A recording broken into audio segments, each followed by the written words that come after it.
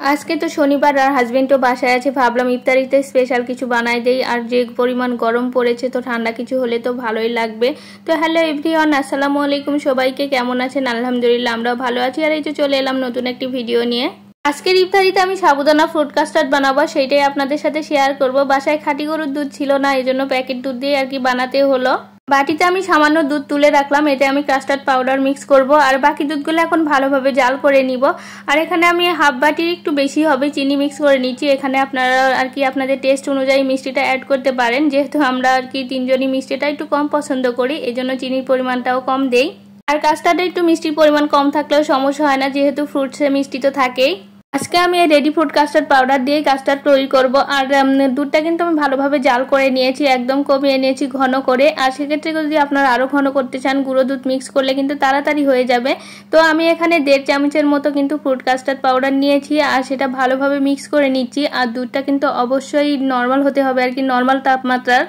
Custard পাউডারটা একদম ভালোভাবে মিক্স করে নিতে হবে, যাতে ভেতরে দানা দানা ভাবটা না থাকে। তো ভালোভাবে মিক্স করা হয়ে গেলে আমি দুধের সাথে মিশিয়ে দিলাম। আর অনবরত নাড়তে হবে, না হলে কিন্তু দোলা পেকে যাবে। তো এইভাবে অনবরত নাড়তেই থাকতে হবে কিন্তু কিছুক্ষণ। আর কিছুক্ষণ জাল করে নেওয়ার পরে আর কি একটা বলক ওঠার পরে কিন্তু দুধটা অনেকটাই ঘন হয়ে আসবে। তো এই তো আমি একটু দেখিয়ে দিলাম কতটা ঘন হয়েছে, আর এর বেশি ঘন আমি করব না। তো আপনারা কিন্তু যার যার মতো যেমন ঘনত্ব পছন্দ করেন তেমন করে নিতে পারেন। তো আমার এর বেশি ঘন ভালো লাগে না। তো এখন একটা বাটিতে নিয়ে নিব। আর এই বাটিটা আমি প্রায় 2 ঘন্টার জন্য ফ্রিজে রেখে দিব, যেহেতু ইফতারির এখনো 2-3 ঘন্টা সময় আছে। তো আমার কাস্টার্ডটা কিন্তু একদমই পারফেক্ট হয়ে যাবে ফ্রিজে রেখে দিলে। এখন বাকি কাজগুলো সেরে নিব। আর ফ্রুট কাস্টার্ডের সাথে আমার একটু সাবুদানা না থাকলে ভালো লাগে না, এজন্য আর কি সাবুদানাও কিছু নিয়েছি, সিদ্ধ করে নিব সেগুলো। আর এটা ভালোভাবে বলক চলে এসেছে। আর সাবুদানা সিদ্ধ করতে কিন্তু একটু ভিজিয়ে রেখেছিলাম, এর জন্য খুব একটা সময় লাগে নাই। তো একদমই হয়ে গেছে।